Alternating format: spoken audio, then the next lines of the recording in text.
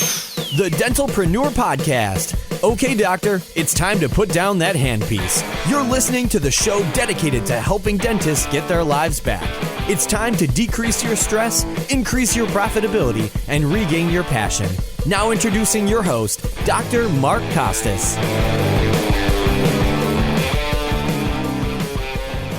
Hello, everyone, and welcome to another episode of the Dentalpreneur Podcast. I'm your host, Dr. Mark Costas. What is up, my friends? All right, this is really exciting. I've just been on the pre-chat with a great friend of mine, and I'm going to have the great privilege of introducing him to you guys for, third, fourth, fifth time, multiple appearances on this podcast.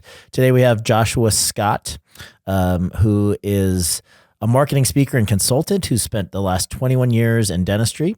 He's the owner and CEO of Studio 88, Dentistry's story-driven marketing agency, recently named as the top healthcare marketing agency in the United States by Healthcare Business Review.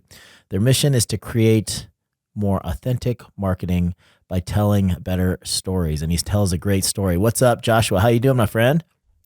Hey, man, so good to be here. Yeah, I was actually looking back. This will be my fifth episode, going all the way back to, I think it was either 2018 or 2019. We sat down at Dykema, and you were out in the hall with all the podcasting equipment, just kind of like the portable version, the recorder and the mic plugged in, and you were like, come here. And I think we literally just talked about personal brands, I think, for like 30 minutes, just off the cuff. So, but it's good to be back. It's been a long and fun relationship. Our paths cross often. You guys have been an incredible supporter of our podcast and our live events, but it's been really fun to watch you guys grow and evolve as a company. Just reading that, recently named top healthcare marketing agency. Could you have ever imagined that from where you guys started to where you are now that this could have possibly happened? No, man. I think when I first met you, it would have been 2018, and it was at a conference, and I remember I was interested in just kind of your content, because at the time Studio 88 was just starting to get like some traction. And I remember talking to you going, I may want to own a dental practice because if I figured out how to grow it, like, why wouldn't I want to own one? That just seems like unlocks the power, right? to that whole thing. And so I got interested in you just from that standpoint of owning multiple practices, how to do that. But, truth be told, as it went along, basically my financial advisor at one point said, Josh, like, for every dollar you put into Studio 88, how much are you getting back? And I'm like, gosh, like $100. Yeah. He's like, so he's like, we can find stuff where you could put $1 in and get 10 back. But like, why wouldn't you just go all in on that? Right. And that was probably 4 or 5 years ago. And I was like, yeah, that's a great point. And so we've just been focused, it's that entrepreneurial discipline, which I think is really tough sometimes to just go, this is the lane, I'm going to stay right here, because I don't think there's anything that I would get a better investment on. A return. Yeah. There's definitely return of investment in dentistry. And I actually often admire non-clinical dental practice owners, because if the poop hits the fan, they aren't forced to get sucked back into the practice, which happened to me, a half dozen times. I think I retired from clinical dentistry maybe 6 times. And finally, the only true time that I was actually really retired was when I sold my last 4 practices last April. Because if anything happened with an associate, if there was an emergency, if there was a pregnancy, if there was paternity or maternity leave, guess who got sucked back into the practice because I could? That was me, the owner. And if that was in California, then I'd fly out to California and service one of our dental practices out there, or anywhere in the state of Arizona. And 16 places where I could potentially plug myself. And I think that led to a little bit of laziness potentially. Like, if I was a non-clinician, I would have racked my brain and figured out a way to get an associate or a provider in there, or do something creative to make sure that the wheels didn't fall off the bus. But I was always the person that could go in there and be Mr. Fix-It, put my cape on, fly over there and produce a ton of dentistry. And that was kind of my golden handcuffs, and really the thing that kept my business a true prison and not a real freedom business because I could always go in and I was always the last person to go in and save it. If you were a non-dental, non-clinical practice owner, you wouldn't be able to do that and you'd figure it out. But to your point. Yeah, well, I remember when I was there it was 2021. So it was right after COVID. And I was actually there for my birthday, and you were super generous and gave me a bunch of books and took me out to dinner with you and your family. It was awesome. But you were 4 days, maybe 5 days a week in those practices. And I think some of that was post-COVID, right? And what happened and you just having to go, somebody's got to be in these practices. And I was surprised and shocked by that.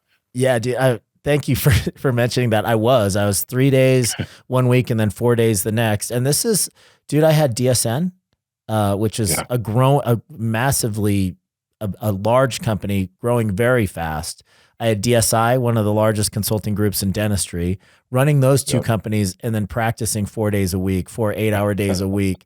If you can imagine what that life looked like, it was, really, really, really busy, bandwidth stretched to the max. Oh yeah. And then of course I had a 5-day-a-week podcast that I've been doing for, since 2015, that in addition to all that. And speaking at least once or twice a month too. So yeah, it was crazy. And my life has been kind of like that. And I have, a very, very understanding family, but I wouldn't trade anything any of the choices that I've made for anything. I don't regret anything truly because all the experiences make me who I am, and we wouldn't be here today kind of in the position that we're in if I didn't make those sacrifices. I probably would have tweaked a few things, but I'm glad that I experienced all the hardships and those long days that I did. I wanted to ask you that same question because I feel like you had maybe potentially not necessarily a crisis, but a reckoning when you realized that, hey man, I want to turn this into something different. I want my business to be engineered in a different way. When did you decide that you were going to go a different direction? Because a big theme about what we talked about last time I talked to you was intentionally not growing as fast as you could potentially grow. And to me, that is so counter to how so many entrepreneurs think, myself included. It's like, as fast as we can grow, let's grow this thing. Let's invest all the money back into the business so we can grow it even further. It was a refreshing kind of take that you had on controlling growth. This is all we need. And if we're going to maintain the quality that we've built and the reputation that we've built, then we're going to have to kind of make sure that we are very intentionally growing at a fixed pace. Yeah. Yeah, man, when this first started off, to be honest, the origin story is this was a hobby, man. It was, I was doing some marketing consulting for practices, and people were like, this plan is great. Who can do this? And I was referring out to other marketing companies, and it just wasn't going anywhere. I mean, 10 years ago, man, dental marketing sucked. I mean, it was bad product, bad customer service. That was not that long ago. 10 years ago is like the blink of an eye. That's nothing in the grand scheme of things. And even today, so there's still a good amount of that. Like we just hear horror stories almost weekly. I mean, dental marketing has not done itself a favor for sure. And there's a few of us trying to change that in the space, but so it was like, I knew some friends and was like, hey guys, want to put a website together this weekend? I can get like $8,000 for it or something. And it started off like that. And all of a sudden it was just like, oh, there's a need for this and a need for it. So we kind of went from like hobby to almost like a boutique business where everything was custom, man. I was visiting with every single client, wherever they were at in the country, like get on a plane, fly and meet them face to face, custom marketing plan and strategy. Let's do it. Take it back to the team, manage the whole project. And then at some point, I got 20, 30 clients and I'm like, I can't manage all this myself. And so we began that's really where our days of building a system came into place. Like, okay, let's build a business around this.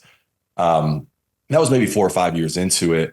And looking back now, one of the things we did, I think that was so unique in the marketing space is now I think every other dental agency out there, marketing agency, started with the marketing services first. Like, let's figure out ads, let's figure out SEO, let's figure out social media.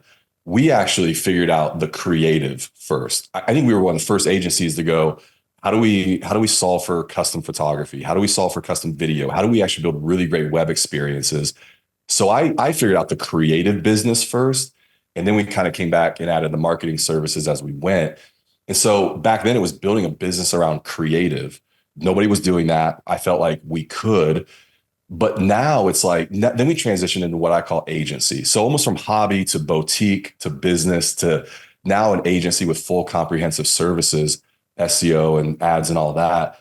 But along the way, I think because it was slower, it allowed us to build a really strong foundation that now in the last like 3 years, as our growth has started to accelerate, man, it's like I've got confidence that we can build and that we can grow. But we've also, like this year we take on 10 new clients a month, and that's it. And I mean, so like January, we were booking into February, February is almost closed up. So that's what our creative team knows we can handle with confidence. Like that's what we're staffed for. It allows us to replicate that client experience.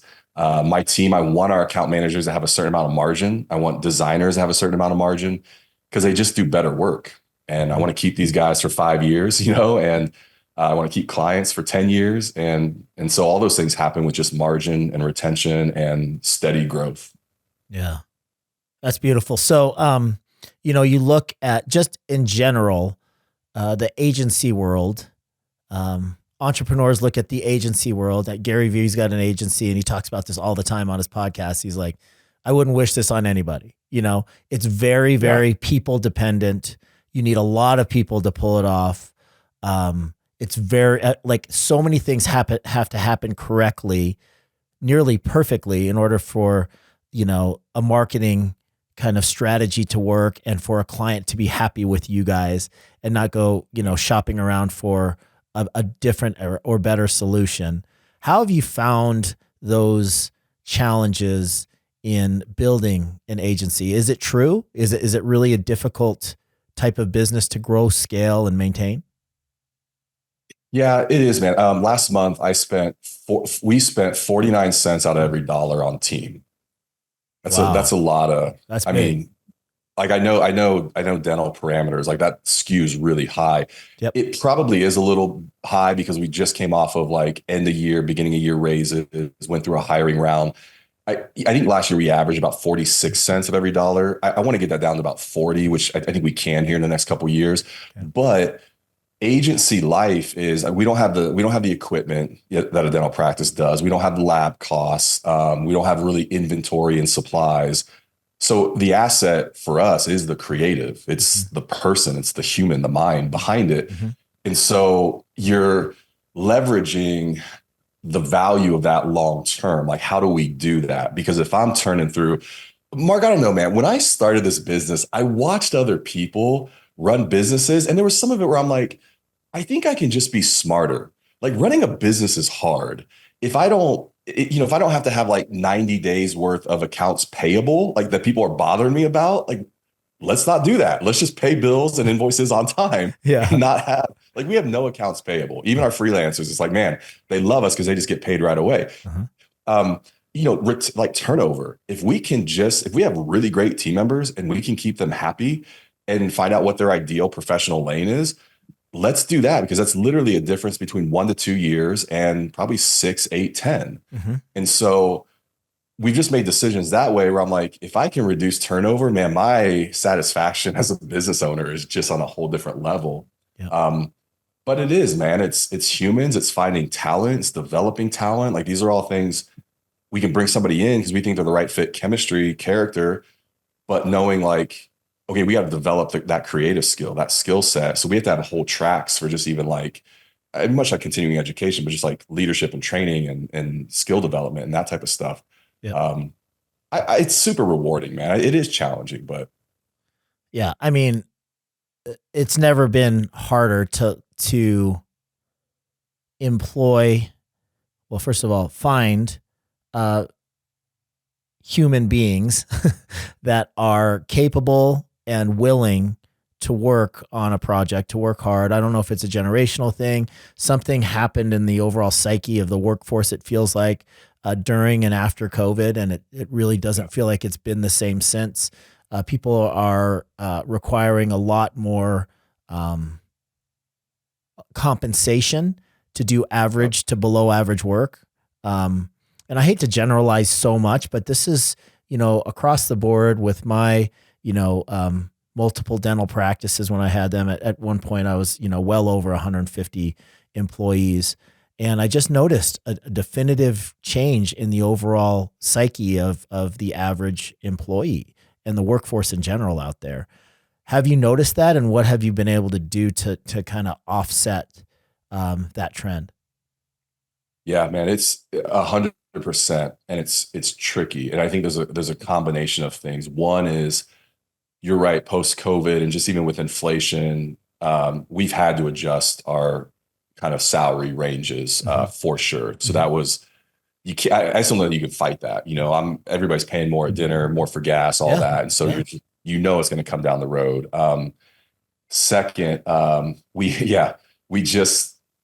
actually just hired a person last week, and she had a salary range. So no real agency experience, went to school for the position, but no real agency experience. We don't know like production, what we're going to be able to rely on. So she had kind of come in at, I'll throw some numbers out here, but I think she came in at like 65,000, and really we would probably be at like 55 for a position like that. Right. Okay. So but what happens with these guys is they reverse engineer their lifestyle, and they go, okay, here's all the things I want to do, and the rent and the car and all that. So I really need to make 65,000. So then they come to us and go, my range is 65 to 75. And I'm just like, I love that for you. I don't know that that's what the market is, especially with not having agency experience. Sure. So, at the same time though, we met that person about halfway and just said, hey, I think what we can do is come up to about 60, because I actually think you've got a ton of potential. You're going to be a great chemistry fit with this team. And so let's, so make that like communicate that, but that's all over the place. I don't mind paying more if that person delivers. And so I think part of that's on us, our recruiting, interview, onboarding, vetting out processes. Most people don't get through all that if they're not going to be a pretty talented person in our agency. So I don't mind that, but yeah, it's no good when it's the other way around. And you feel like that you were overpromised, overconfidence person coming in, and this isn't going to work long term. Yeah, for sure. I love that. Thank you for sharing that. So, all right, I want to talk a little bit more business. And then the problem with you and I is that we have so many common interests that we talk about stuff that maybe other people aren't interested in, but you and I like to lift heavy things and put them down every single day. So we could geek out about that for hours at a time. You know, I love a good afternoon sipping delicious wine, especially in a beautiful setting. Maybe paired with cheese. That sounds like maybe a perfect afternoon to me, even after lifting heavy things and putting them down all day. Sure. You and I are just geeks about entrepreneurship in general. So we could talk about any number of things, but I know that you have a new project right now. And actually an expose that you created based on a case study from one of your successful clients. And I think it's really cool that you were able to kind of track the progress and the whole story as it happened in real time. So this $3 million kind of practice that you worked with from 0 to 3 million in year one. I mean, that's almost unheard of. Most people would consider it an absolute grand slam if they hit $1 million in year one for a startup. And that's kind of the gold standard right now for, can you do it? I don't know. Let's plan it out. Let's reverse engineer what $1 million in 12 months looks like from 0 to 1 million. That's a very, very special practice, a good solid operator and a good plan in place, and probably very favorable demographics as well. So tell us a little bit about this particular story, how this client was able to go from 0 to 3 million in 12 months and what you learned from following them around for a year. Yeah, it was a client of ours. He was not a client of ours. He had two existing acquisitions before this. So wasn't a first shot at it. Also unique in that he's got his MBA as well as being a dentist. And so I think he's got a little bit of some business acumen there too that gives him an advantage. But this was his very first startup. called me. He's in the Columbus, Ohio area in a growing suburb. So the demographics, that was check, right? Like already did that research, knew the area, and came to me and said, "Hey, I'm building a ground up building. I think this practice can go from 0 to 3 million. Have you guys ever done that?" And I said, "No, we never have." Not many people have. Yeah. Yeah, I was like, "I'm not even gonna try and BS you, man. Like, no, never done that." And it didn't faze him because I think he knew that. But he said, "Do you think you could put together a strategy to do that?" And I'm absolutely. And that was where I did have confidence is, hey, our team can figure this out. To be honest, I think it was a loose goal. I think he was like, let's take a shot at it, but maybe if it's by year 2, like how awesome is that, right? So we put together, the strategy kind of from opening, the branding, web experience, all that. Along the way, what this resource, when we put it out there, is going to walk through is really kind of what I take now as the 3 main keys to hitting that, which I could go over briefly. Yeah. But in the end, I think he opened like April 1st of 2022. So April 1st of 2022 to March 31st of 2023, he ended up at 3.2 million in revenue. Wow. And last year, first full calendar year, January to December of 2023, he ended up at 5.4. And so just a ton of growth. Now, look, I'm the first one. When I get this resource out, I'm gonna preface the whole thing with, I'm not telling you to go to 0 to 3 million. I think he'd be the first one to tell you that creates its own world of problems. Like you think not growing fast enough creates problems. Growing from 0 to 3 million, I mean, it's all problems. It's just a different planet, of them. So there's going to be issues there. But I think when you can look at marketing scaled at that extreme, it's going to actually bring some very legit principles to the surface that you can go, oh, never thought about that, because it's just like everything on steroids. And then you can actually see from a very macro level, like, oh, this worked, that didn't, and build your own from there.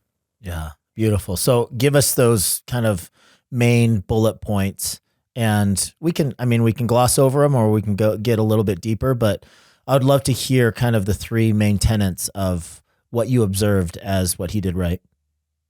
Yeah. The first one was beginning by building an authentic brand. And, that's something we're never going to get away from. That's why he chose us, because in the end, he knew our click-through rate for digital ads at Studio 88, the industry average for dental is about a 7.5% click-through rate on Google Ads. Ours is 14.4% over the last 2 years. So what that means is if you build a better brand, the money you're investing in Google, you're going to almost literally get a double return on that of click-through rates. And it just supports that whole thing of brand, good stories, good web experiences are going to win. And so he knew that. He's like, if I'm going to invest, this is going to be a big investment. I literally want it maximized at every single point. Like we can't have a weak point. And so he looked at his website, not as a website, but as a web experience, which I think if we're thinking about websites still, that's kind of a post-COVID 5-year-old thing. Really what we need to be talking about is the digital experience. If you're going to build this amazing startup and you've got this experience on the inside, how do we replicate something similar in a digital space? And so that was really key number 1, which is just that's our DNA here at Studio 88. I love it. Okay. Yeah, so that was number 1. That's number 1. Number 2 was the digital strategy the marketing strategy was comprehensive and it was assertive. And so one of my early phone calls with me, he said, I really view dentistry as a subscription model. Like it's every 6 months recurring revenue. The sooner that subscription starts, the faster and better this thing grows. So like, let's make the investment on the front end and not wait for patients to come to us. Let's go to get them. Sure. And so use direct mail, reviews, SEO, like all the things. But I would be the first one to tell you the number 1 takeaway from this. If you want to go from 0 to 3 million, it's all in the digital ad campaign. It just is. We started off at $40,000 a month for just Google ads. Whoa. And right now at the end of year 1, he was at 58,000 every single month. Okay. For digital ads. Okay. we were getting, it started off at about $250 to acquire a new patient at that budget. It's big. Looking back, he would tell you they were missing 22% of phone calls during that time because he just wasn't staffed for that volume. So again, like you do an ad spend like that, it creates this volume. Mm-hmm. Now you've got problems answering phones and nights and weekends. And so he implemented online scheduling, built up the business team. We got that conversion rate down to about $155, $160 a general new patient from Google Ads. So when you extrapolate that, it's, I mean, he's spent 600 grand that first year in just ads. And, which is crazy, but if somebody told you, hey, give me 600 grand and I'll give you 3 million back, a lot of us would play that game. Yeah. For sure. For sure. And, but it takes guts. Like there's a mental fortitude. There's an emotional fortitude to actually like do that. Definitely. And so, and then really the third point was being able to scale and adjust. Growing that fast is not just like a straight shot. He originally built out 10 ops, and then we had the thing booked out 30 days before he opened, and he kind of freaked out and said, oh my gosh, like pulled the trigger on 4 more. The building was 18 ops. So he pulled the trigger on 4 more, and we got about 4 months into it. And again, we were at capacity. He built out the other 4. And he talks about just his challenges of finding the right team, scaling that fast, finding the right team players, doctors, hygienists. We were handling the marketing side, and he was like, great, because man, I'm handling the people side. People and finances were kind of his deal. So those are really the 3 kind of takeaways. And there's more to it, obviously, but. I'm so glad you brought up kind of the missed call percentage, whatever missed call percentage is. The fact is that so many marketing companies that I've worked with overlook that infrastructure. That operational infrastructure is so important to make sure that you're nailing that in order to maximize the amount of money that you're spending on the marketing side, right? So if you're getting the phone to ring 100 times a day and you're answering it 75 times, you have 25% of the money that you're spending is getting flushed down the toilet to missed opportunity. So that operational infrastructure and making sure that the systems within the dental practice that are actually running the practice are aware and actually complementing the marketing strategy. Can't tell you how many times people are like, oh my gosh, I am negative every single month. I have negative cash flow. There's 2 things that I want to focus on: new patients and increasing my clinical suite. And it's like, well, what is the reason that you have negative cash flow? Is it just because you're not getting enough production, or is there a problem with your infrastructure? What is the actual, let's do an audit of your infrastructure. How effectively are you answering the phone? What is your missed call percentage? Most people have no idea what that is, and they've never audited to see how effective, when the phone is answered, that person that's answering the telephone is at handling that telephone call. Are they closing the people that are actually calling based on this marketing campaign or referral or whatever? That infrastructure and being able to audit that and actually knowing the numbers is just as important, I think, as the actual marketing strategy. Yeah, 100%. Because when you're investing that much in marketing, it's going to break stuff like very fast. Mm-hmm. And so, he was at 22%, which I would say is really good. It actually is pretty good. It's not bad. Yeah. Most practices, if I'm coming in and there's an issue and I'm auditing, they're high 30s, low 40% of missed voicemail, evenings, weekends, like whatever. Mm-hmm. Mm-hmm. So here's the thing though, like if you've got a Google ad spend and you're going, it's not working. It's like my acquisition cost is $400 to $500 per new patient. So I'm spending $1,500 a month and I'm getting 3 new patients from it. It's not working. Well, if your missed call rate is 38, 42%, man, that acquisition cost could get down to $150 to $200 if you just captured those calls. So it's probably not a function of Google ads or the marketing not working. It's a function of the calls. The other thing, Mark, that's going to be really interesting is he's also tracking retention, but you really can't get those numbers until 18 months, 24 months in. You start to get that first set of reports. So I'm going to be interested probably in the next 3 months to see what his retention was of those initial patients after 18 to 24 months. Because that's the other place, right? Like if it breaks that, you got 178 new patients coming in from month one, can you even retain those, and what those statistics will look like? Yeah, I love that. You guys are, I mean, these are the numbers that I can sink my teeth in, right? The whole creative side, to me, I appreciate it, but I need something measurable to be able to say, all right, 178 new patients, that's a data point.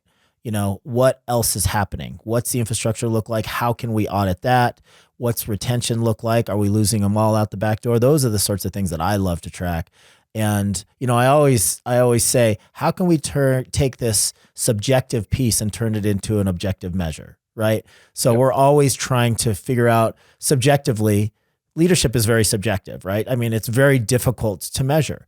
If you could figure out a way through assessments and through certain, I guess, for lack of a better word, measurements, and give a score on leadership, you've just taken something subjective and turned it into something objective that you can track and improve over time. I feel the same way about culture and other right brain subjective measures.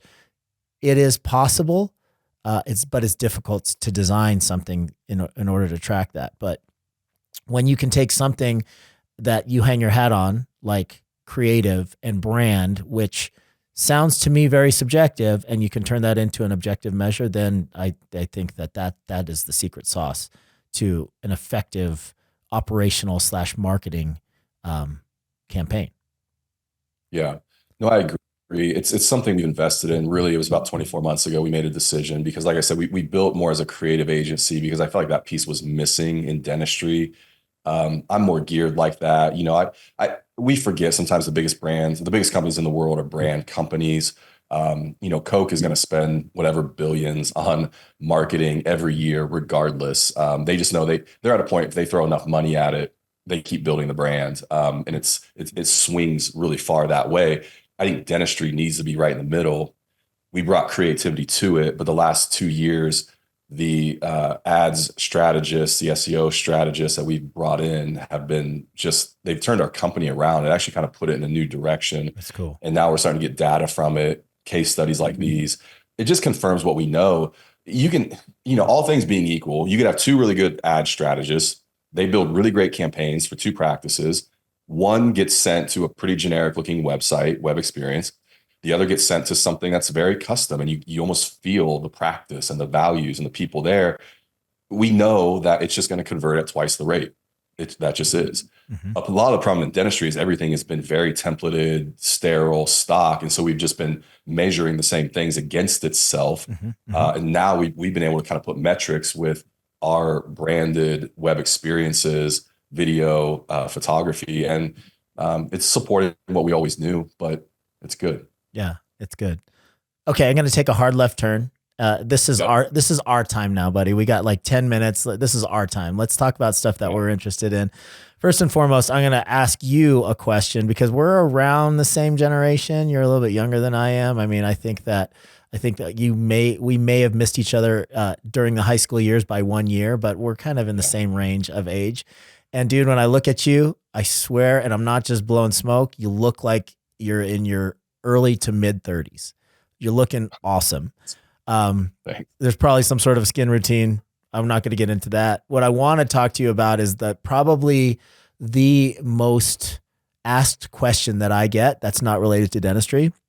And that's what your morning routine is, what your daily routine is when it comes to the fuel you put in your body, sleep, the amount of exercise that you get, your philosophy on exercise and movement, all of that stuff. So just, if you could, just tell us a little bit about your daily routine. What time does it start? What does it look like?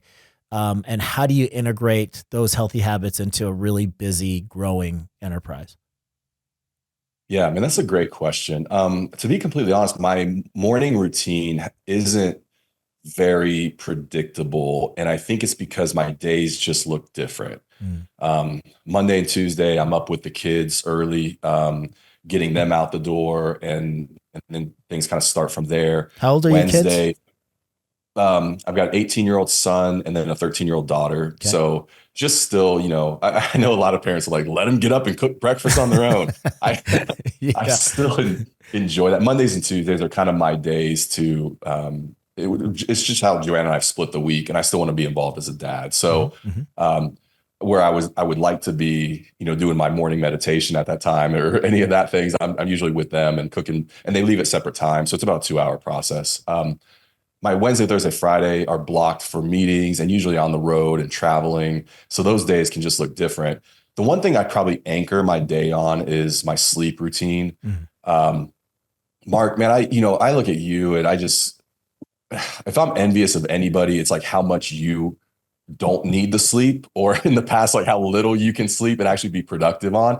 Cause I think when I got to like 40 years old, like I know my biorhythms at this point. I'm like, I need 8 hours. And honestly, I need to sleep 8 hours. So ideally I probably need to be in bed 8.5 to 9. And I hate that, but man, when I live my life like that, it's just a game changer. And so that routine, I've got that like, I forget what it's called. It's like a chili pad I crank the temperature all the way down on that. I mean, my bed's probably 60, 62 degrees when I get in it. That's cool. And it just puts me, I take, at night, the only thing I take is phosphatidylserine, PTS. It just helps control cortisol levels. And so I have found for me, if I wake up at like 3 a.m. and, go to use the restroom or something and come back, it's like my mind starts going, and that it's almost like you get that cortisol kick, and then I'm up for 2, 3, 4 hours. And that's helped just kind of suppress cortisol and helps get me through the night. So I kind of anchor my day on that routine probably more than anything. Well, thank you for saying that about what you admire about me. It's funny because I am able to, and I mean, most times my body wakes me up after 5.5, 6 hours. 6 hours is a long night for me, but I can't, for whatever reason, my rhythms don't allow me to be in bed past 5:30. And if I wake up at 5:30, I'm shocked. Usually it's 4:15 without an alarm clock, no matter what time I go to bed. I'm always reminded of George Burns, and for you much, much younger people have no idea who George Burns is, but he was this great actor, comedian, and he swore by like the 2 cigar, 3 martini a day for longevity. And I think he made it to like almost 100 years old. But my contention is that he's a unicorn, and maybe he would have been 150 years old if he didn't have those habits, right? So I think when I'm reflecting that on myself, it's like, I'm able to be very, very productive at 5 to 5.5 hours. But if I could train myself to get 8, who knows? And who knows how many years this is taking off my life with the shortened sleep that I have every single night. But I do. I mean, I am a short sleeper. I always have been since I was a teenager.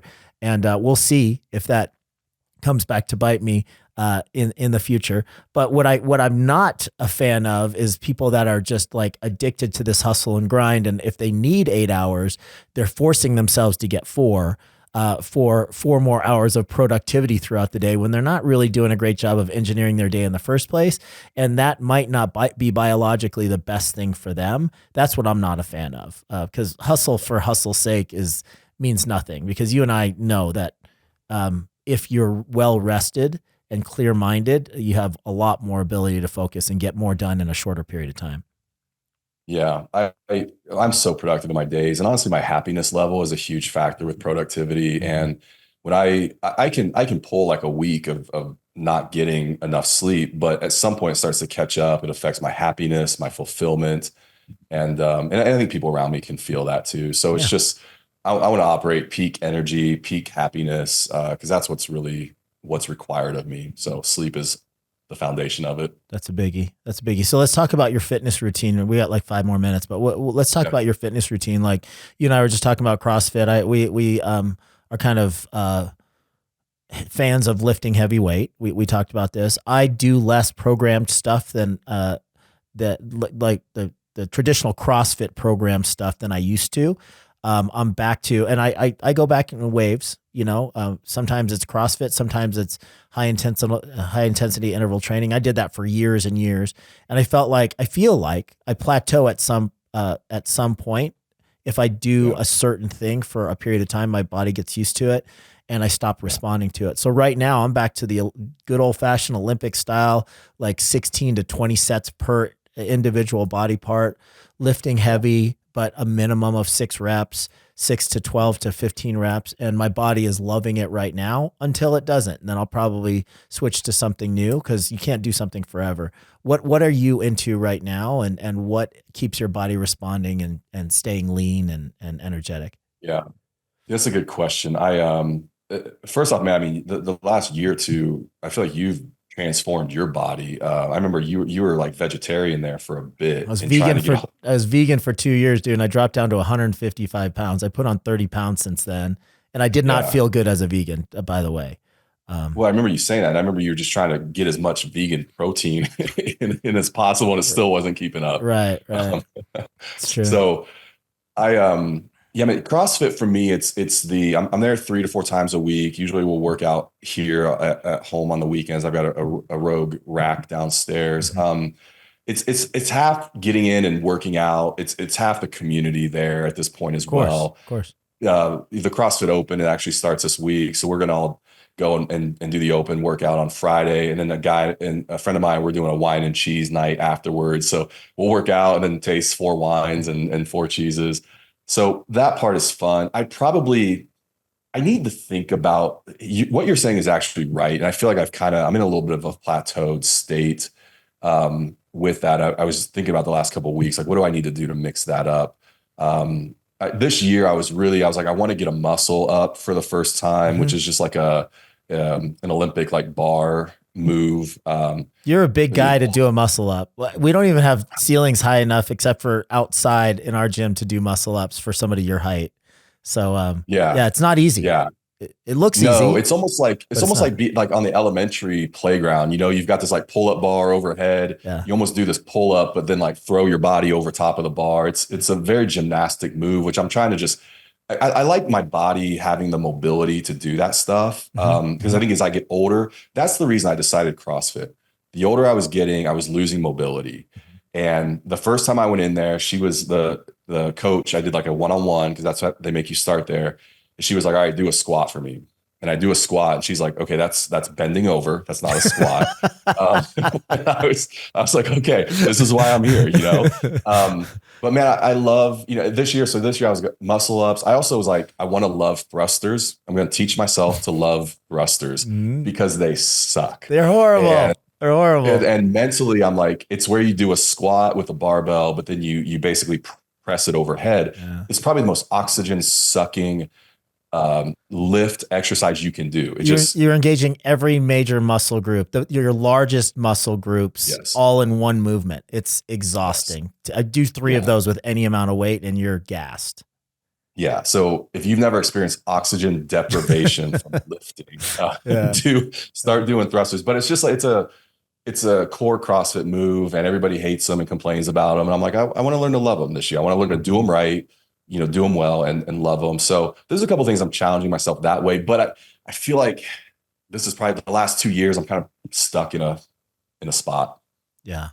Cool. But awareness is really, really important, because you can get in a rut and check it off and go mindlessly about your day. What I realized was, I was looking at pictures past, and I was like, okay, I was large and not as vascular and lean as I wanted to be. So I went vegan just as an experiment. I was going to do it for 6 months, ended up doing it for 2 years, lost way too much weight. And I thought it was actually really bad for me. I was consuming way too many seed oils and artificial proteins. And my body did not like it. So I integrated back fish and eggs. So I'm pescatarian. I haven't had red meat since the 90s. So here I am, and my body loves it. I put muscle back on. I'm lean again, and my energy level feels a lot better. So diet and nutrition is, I believe it's like 90% of the whole thing, right? Yeah. As far as how we feel and how our body responds. There's certain things like Peter Attia says, 120 to 150 minutes zone 2 cardio is necessary per week. So I try to ascribe to that in my life, but that takes a lot of time. That's a half hour a day of cardio, of jogging or rowing or biking. So that threw me off a little bit too. Now, like literally my morning routine tripled in length. Like I've got to start at 4:30 if I'm going to get out the door at 7 just because Yeah. like, especially if I want to hit a cold plunge and a sauna too. So that's a lot. You know, Alex Hormozy's funny. He's like, everybody, like all of these fitness gurus or these lifestyle gurus are telling you that you have to have 15 things in your morning routine. He's like, dude, just do you and whatever it is that makes you happy and feel good and look good, do that. Yeah. But don't feel like you have to do 15 things before you leave your house in the morning. But I still do 15 things before I leave my house in the morning. You know, journal, meditate, sauna, cold plunge, cardio, lift, stretch, and then I'm out the door. That's a lot of things, but that's what makes me feel good right now. But I'm totally fluid, and I'm willing to try anything new, which I think is a big part of what you do as well. Yeah, it is. It is. I feel like I'm in the best shape of my life, but I also feel like I probably have just hit a plateau the last couple of years and want to figure that out. So I've got a sauna here. I've actually never thought about using that in the morning. I should incorporate that for the morning routine. My problem is that they say that like the cold plunge is not good after you work out because you don't want to halt the inflammation that is you know, encouraged during a hard workout, because that's when all the, you know, the hypertrophy takes place. But that's the natural time. You know, when you're hot and sweaty, you want to hop in the cold shower or the cold soak. But when you're totally like fresh out of bed and you're warm and you don't want to jump into the freaking 55 degree cold plunge. That's like the worst thing in the world. But anyway, that's when they say you're supposed to do it. All right, brother. So I took enough of your time. Thank you so much again for being here. You're a huge supporter. You're a great friend. I got something special for you for your birthday. I didn't send it because I knew I was going to see you here in April at the summit. So all right. I look forward to giving you that in person. All right. And yeah, man, just keep on killing it. What's the best way that people can get in touch with you or follow you or engage with Studio 88? Yeah, Instagram's the best spot for me at Joshua Scott. Hit me up. I'm still in those accounts. So let me know you heard this and give me a shout out. I'll respond to you. Studio 88, go to s8e8.com, letter S, number 8, letter E, number 8.com. If you want to get in touch with us there, just fill out the form and somebody will be literally talking to you within 15 minutes. So, all right, brother. Hey, man, give my best to the family. I can't wait to see you in just a few weeks, and I'll talk to you soon. I will, man. We're excited about San Antonio. Can't wait to be there. It's going to be warm and nice. We're looking forward to it. Oh, it's going to be great. It's going to be great. All right, ladies and gentlemen, the CEO of Studio 88, Joshua Scott.